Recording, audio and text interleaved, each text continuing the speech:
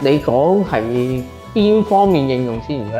即係譬如喺顏色配搭啊、設計啊，或者係喺裝修過程嘅流程啊，或者係防水啊、噼里卡啦之類嘅，即係你覺得邊一樣嘢對於你嚟講係最緊要，或者係應用到，或者係覺得喂嗰陣時揾到呢個資料係真係好有用喎。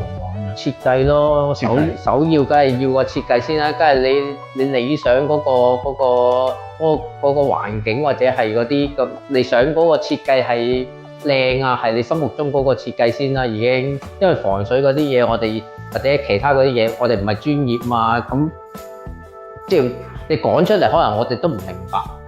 最主要你講個設計咧，要係我哋有我哋想要嗰個設計先咧，個個都係咁啦。我諗做行業都明白。咁另外咧，咁依家間屋咧，今日就交俾你哋啦。咁成個設計啊，同埋全個空間嗰啲就已經係做咗出嚟啦。咁你覺得喺你印象中，你間屋同埋最尾落成嘅呢間屋嗰個完成度，你自己覺得有幾多？都90%㗎，即係如果同你個 3D 圖出嚟望落去拍翻埋去，都係有90%，一定有90%嘅。有90%，好，真係多謝。咁最後一個問題咧就係即係今日呢間屋啦，你自己覺得有冇啲咩係你想做，但係你到最後後悔冇做到嘅咧？做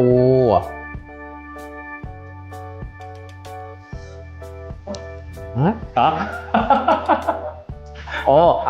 啊，咩啊？